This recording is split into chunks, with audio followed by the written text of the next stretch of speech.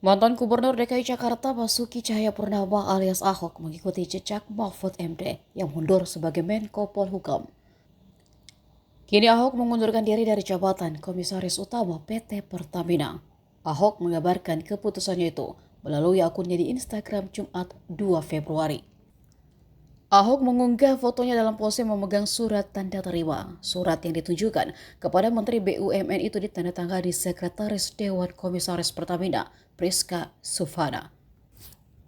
Menurut Ahok, keputusannya mengundurkan diri dari Komisaris Utama Pertamina demi mendukung penuh Capres-Cawapres bernomor urut 3 di Pilpres 2024 Ganjar Pranowo dan Mahfud MD.